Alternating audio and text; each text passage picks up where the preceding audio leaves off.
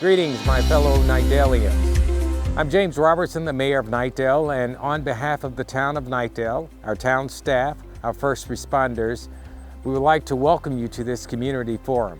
You know, over the past few months, we have been challenged with the civil unrest. This gives us an opportunity to have constructive conversations with key members of our community. I think you will find it beneficial. It would help us improve and learn about one another and appreciate one's culture and one's background. This is what community is all about. On behalf of the town of Knightdale, I thank you for being a part of this conversation. I thank our first responders for being a part of such an important initiative. Please know that over the next year, we will continue to have these conversations. And these conversations, we realize, are important in order for us to continue to improve on what we do. Our core values will be incorporated in these conversations. These are all of our responsibilities as a community, as a nation, as a people. Once again, thank you so much and enjoy the forum.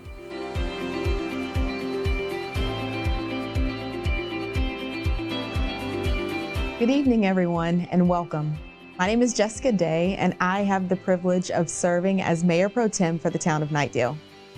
On behalf of all of our elected officials, I would first like to extend our sincere appreciation to all those who participated in our community survey and to each individual who took the time to participate in our stakeholder meetings. We would also like to thank those who had a hand in making tonight's forum possible. Although our police department enjoys a strong level of community support, recent national events provide us with an extraordinary opportunity to examine how we deliver services here in Knightdale. This opportunity also gives us a chance to grow and mature, because smart organizations learn from their mistakes, but wise organizations learn from the mistakes of others. Tonight's forum is a culmination of the efforts we've taken through stakeholder meetings, direct correspondence, community surveys, and most importantly, through action, to ensure that trust and mutual respect is being maintained between our police department and the people it serves. You will hear from members of the Knightdale Police Department as they address policies and procedures, personnel management, police training, and community engagement. At this time, I would like to introduce our panelists for this evening's event. Our first panelist is Knightdale Police Chief Lawrence Capps. He is joined by the agency's support services Captain Jackie Boykin, Patrol Lieutenant Thomas Cagle, and Master Officer Donnell Jackson. Thank you all for being here. We'd like our viewers to know that tonight's questions have been pre-formatted based on the feedback we received during recent stakeholder meetings and community survey responses. Each question will be answered by a designated panelist, with the other panelists offering follow-up commentary or input. Viewers will see the questions appear on the screen as they are posed to the panelist. Chief Capps, we thank you and your staff for joining us tonight and being willing to answer the questions posed by our community. Let's start with our first question. Throughout our stakeholder meetings, community members seem very interested in learning more about the policies that govern our Knightdale Police Department. We were actually really surprised by our stakeholders' interest in certain policies. And what we recognized through the stakeholder meetings and through our survey responses was that they were most interested in things like body-worn camera policies, policies pertaining to the accreditation process, policies related to de-escalation and mental health response. But I think what surprised me most was that almost every person who responded to the survey wanted to know more about the Code of Ethics. And the Code of Ethics per se isn't necessarily a policy, but it is an overarching principle, an overarching guiding statement, if you will. And the Law Enforcement Code of Ethics from the International Association of Chiefs of Police starts with this. It says, as a law enforcement officer, my fundamental duty is to serve the community, to safeguard lives and property, to protect the innocent against deception, the weak against oppression or intimidation, the peaceful against violence and disorder, and to respect the constitutional rights of all to liberty, equality, and justice. And so when you think about that being an overarching principle, let's build on that and start to really look at our policy and procedure process. So we start at a very high level and we say, this is something that we value. This is an ideal that we espouse to. And we're going to build on that at the Knightdale Police Department by emphasizing our mission, supplementing it with an allegiance to our core values. Now, if all we had was just our mission, just our values, just this guiding principle from the Law Enforcement Code of Ethics, that might be enough. But we're going to go a little bit further, and we're going to actually make sure that our officers have a very solid policy and procedure manual at their disposal. And one of the things that we do to help ensure that we're always giving our officers the best guidance possible to make sure that our services adhere to nationally recognized best practices is the accreditation process. And the accreditation process is nothing more than a constant process of evaluation and review and revision and refinement to make sure that the services that we provide to our community are the best that they can possibly be. And so to kind of give you an example of that, one of the responses that we got in the survey was wanting to know more about the 8 Can't Wait campaign. We actually responded to a number of inquiries about what the police department was doing to adhere to that initiative. And the accreditation project for us really allowed us to make sure that we were already addressing those things long before they became a topic of national concern or national discussion. And so we do have policies in place that ban the use of chokeholds. We have policies and guidance in place that talk to our officers about not shooting at moving vehicles. We have a use of force continuum. We require de-escalation whenever our officers find themselves in a potential escalating type of incident. And so when you put all of that together and you look at it at a broad level, we're guided by philosophy, ideology, or principle. And then that principle is supported by a strong mission statement and a set of core values. And then we go a little bit further to actually implement policies that give the best guidance and protocols for our officers possible. What you get is a police department that's delivering services in an impeccable manner, delivering services at a level that meet the expectations of our stakeholders. And at the end of the day, the goal is to recognize that we are very much like a business. Businesses are, they do what they do to generate profit. They're all about generating profit. And although we have a very important service to provide as a police department, and we do have a customer base, we're not exactly like a business. What profit is to a business, trust is to a police department.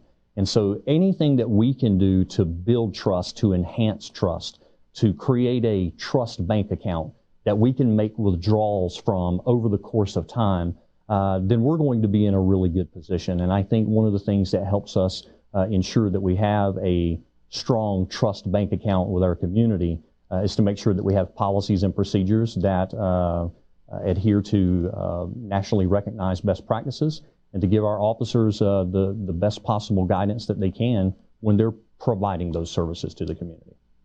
Thank you. Let's transition our focus to the police employees.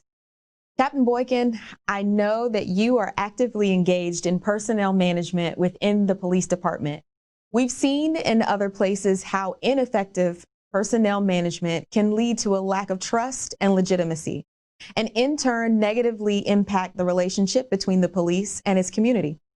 I also know this is an area that you are very passionate about. Can you summarize some of the things we've learned from our local stakeholders about the importance of effective personnel management? How is the police department working to ensure effective oversight of its members? So there's a couple of things within that personnel management that naturally kind of go together. So I want to talk about some of the processes that we have internally and how they help with personnel management. we want to take the mystery out of policing. There shouldn't be a question about what we're doing at the police department and how we're accomplishing our goals. And for that reason, a lot of the processes that we go through every year, we evaluate how we're doing and then publish reports so that our community can see how we're doing on different things. One thing I'll talk about is how we assess ourselves on a daily, weekly, monthly kind of basis. A lot of people have a question about use of force and how officers are documenting that and how they are evaluated when force is used against a suspect. We have a process by which when an officer responds to an offender and has to use force to get compliance, the officer will document that incident, and the incident is reviewed in detail by his supervisor. So there's body camera footage that we'll go back and look at. We'll talk to witnesses, we interview the officer, and the first line supervisor will evaluate the incident and make sure that they are falling within the scope of our policies and of law and ensuring that the force that was used was reasonable and necessary. But we don't stop there. Next, that report will go to the second line supervisor, which would be the division commander, and the division commander makes the same assessment and then off to the chief. Annually, we take a look at all of the use of force or response to resistance incidents in a year so that we're looking at trend data. And this can help us when we're planning training for next year, which you'll hear about from Lieutenant Cagle. It helps us with the equipment we have to buy. And these sort of self-evaluation processes go on for a lot of different things within the police department. So we evaluate pursuits, we're looking at officer traffic stops, and we're undergoing a process of continual evaluation to ensure that we're meeting the expectations of ourselves and from our community.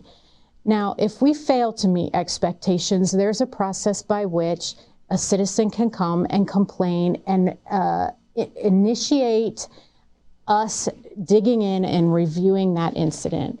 Our complaint processes are wide open. We'll take a complaint by mail, telephone, email, fax, and even anonymous complaints. So when a complaint comes in, it's evaluated usually at the command level, and if it's something that is relatively serious or egregious, like a civil rights violation, complaint of excessive use of force or unlawful conduct, that will go into our internal affairs division.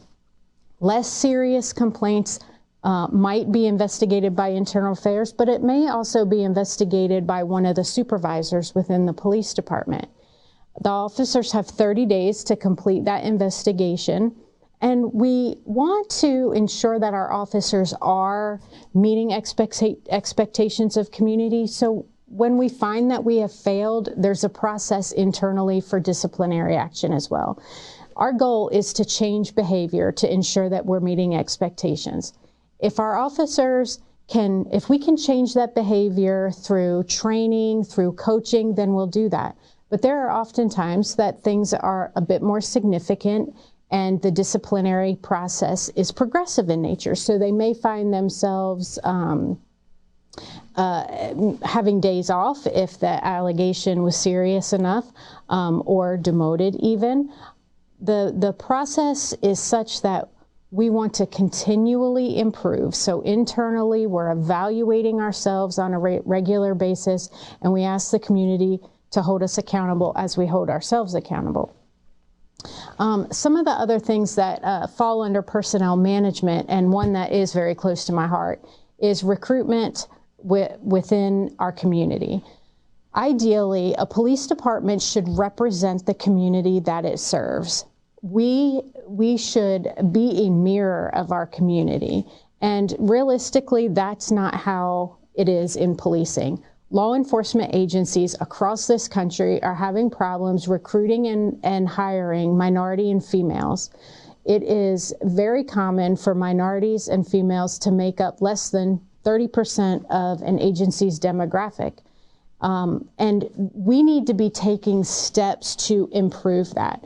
So we have a recruitment plan that was established in 2014 that has actionable items that are designated to help us improve the recruitment pool. We want to see more minorities and women in the applicant pool.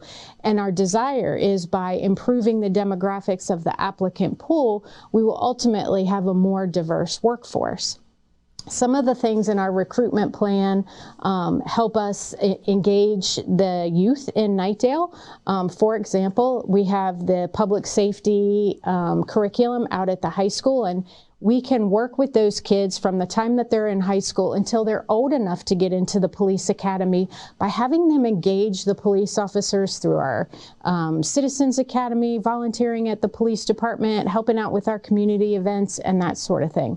One important thing that we need to maintain and hold dear is our commitment to our core values. We are looking for people who represent the character and the kind of person that we think will fit in well here with the Knightdale Police Department. We'll hire for character and we'll train for competency. Some of the respondents in our community survey asked about officer wellness and whether or not we provide psychological testing to our applicants. This is a basic requirement for the state of North Carolina. Anytime an officer is interested in going into police work, one of the very basic things that is going to happen for him to go into any municipality is to have a psychological exam. But we're concerned with the continued wellness of our officers. That police officers will experience over 800 critical incidents in their career if they stay in law enforcement for 30 years. The average citizen only sees 2. The police department employs a program called Early Warning, where we're evaluating officer performance on a regular basis. So if an officer is involved in a response to resistance incident or multiple incidents in a short period of time, it will flag us to at least go back and evaluate each of those different incidents just to ensure that there's not something more going on with the officer. If he or she has something going on at home, we want to be very aware and attentive to the fact that it can impact their performance on the job. It can impact the way that they're engaging one another. So our supervisory personnel have a great responsibility in monitoring employees and ensuring their well-being.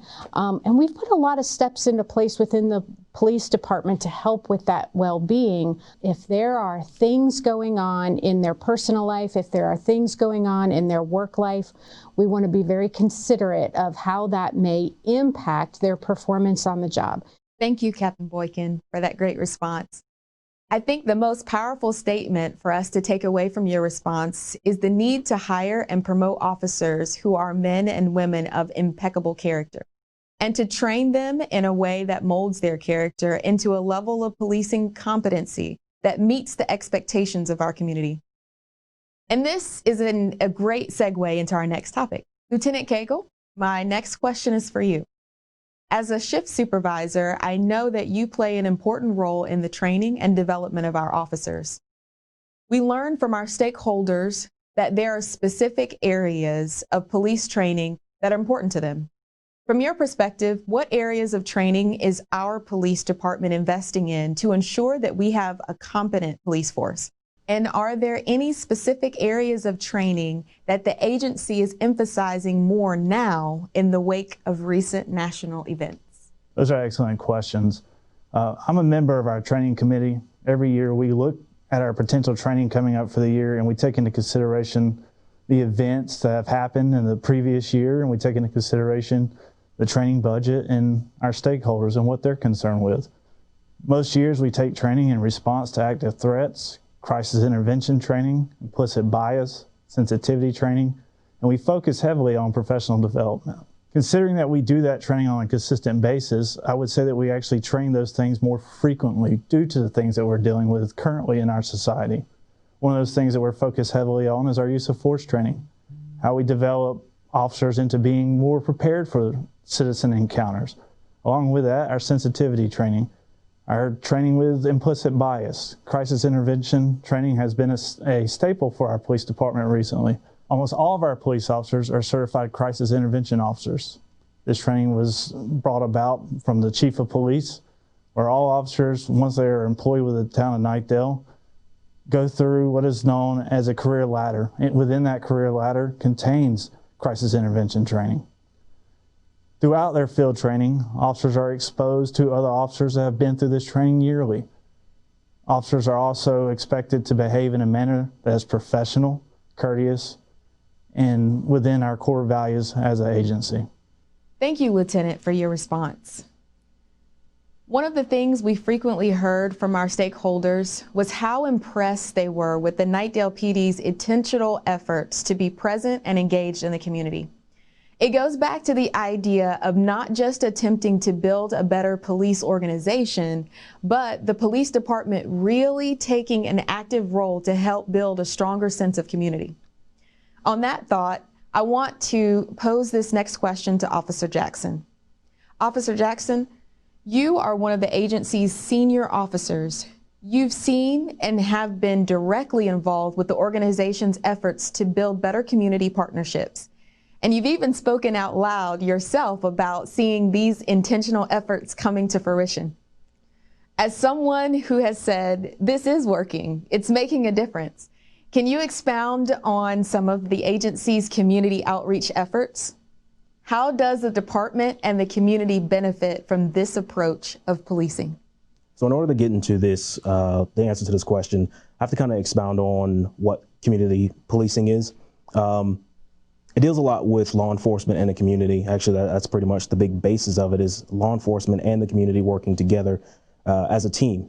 And that's a principle that many agencies around the nation are using, especially here at the Knightdale Police Department. We do a lot of community outreach, doing programs such as Shop with a Cop, Coffee with a Cop, our Citizens Police Academy, the Camp Pride, and the list goes on. Our Citizens Police Academy is basically a condensed version of the BLET program, where our officers explain the why, or explain what it is that we are doing as police officers when we go to whatever variety of calls that we go to. The biggest benefit that we can receive from community policing goes back to law enforcement working with the community and the community working with law enforcement. That's the basic principle of community policing. No matter how you look at it, we're all in this together.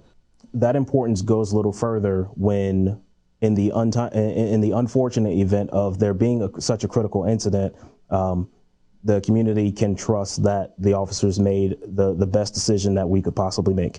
Thank you, Officer Jackson. Again, your responses go back to something we discussed earlier: trust and mutual respect.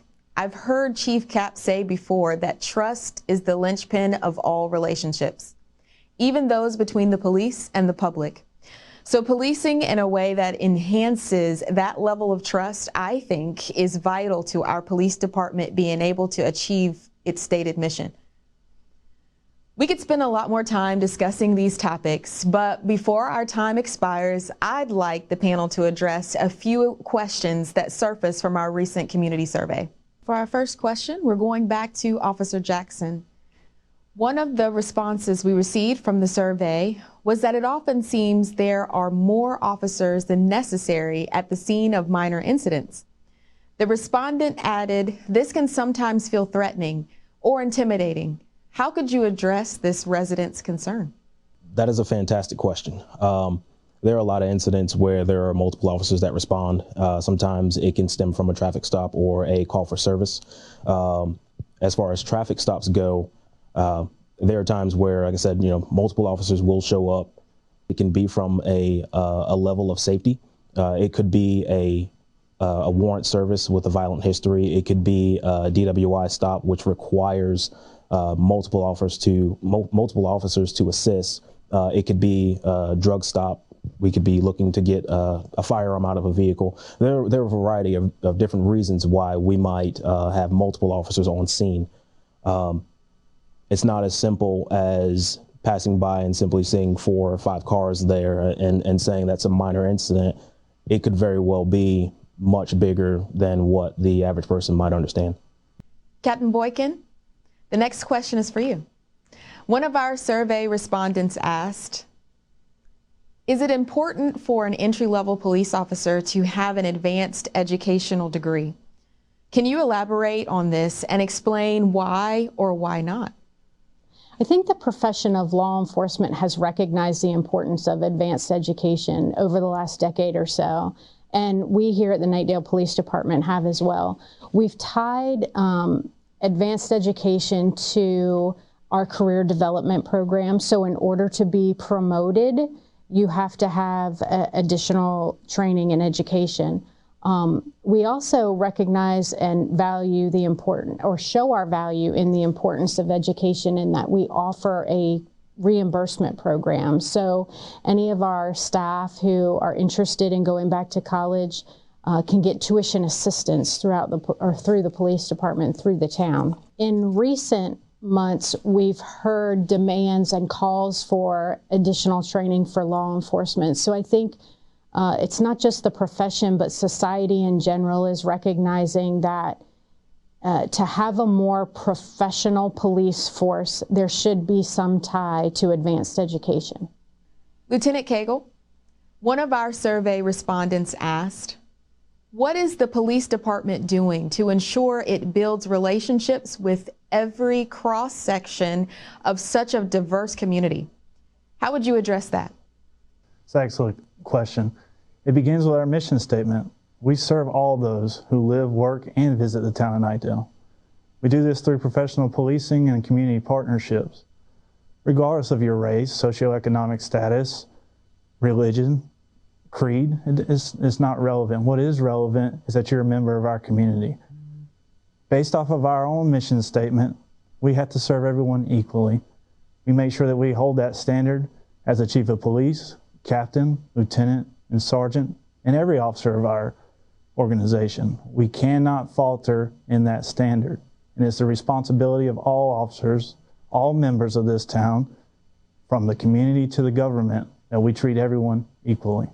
And finally, Chief Capps, an important question posed was, what are you doing as chief to keep up the morale of our police officers in the wake of all the anti-police rhetoric?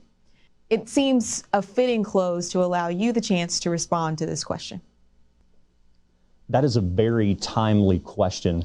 I think we can all agree that the events of 2020 have taken their toll on people in different ways. And I think in terms of ensuring that our morale remains high, the first thing that I want to emphasize is recognition by our officers that 2020 has impacted people in certain ways, impacted certain people to a larger degree or to a lesser degree, but being aware and acknowledging that people have been impacted by 2020.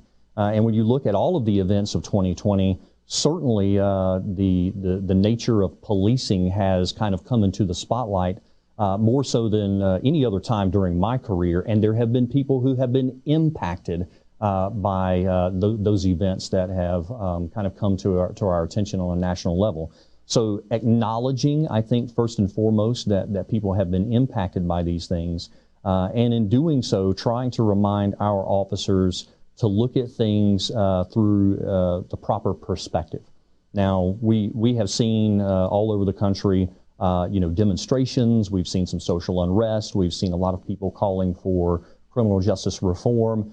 We've even heard people talk about defunding the police or reprioritizing funding. But what we have noticed is that those things aren't the same everywhere. And what I mean by that is just because there is a narrative or a message or a sentiment towards police that's occurring in a larger city or in an area where one of these events has happened that's really put police in the spotlight, doesn't mean that that's what the local sentiment is. In fact, what we've learned through our stakeholder discussions and out of the community survey is that we have a very high level of support here in Knightdale. We have a body of elected officials who support us, who encourage us, who certainly hold us accountable, but nevertheless show a strong level of support. We have a community that likewise shows a strong level of support. And although we've experienced some instances of protest, and although we have had people ask us some very poignant questions about the manner in which we deliver services, at the end of the day, that's to be expected. You're in a very high-profile job. People are giving you a lot of authority, and so you should be expected to have to answer tough questions. But at the same time, this community is also showing us their appreciation. They're showing us their support. They are demonstrating a love and an appreciation for who we are and the job that we do. And so when we talk about maintaining officer morale, I think it's important to have a conversation about looking at things through the proper lens, providing the right kind of perspective for our people. And what I have found is that's been very, very beneficial.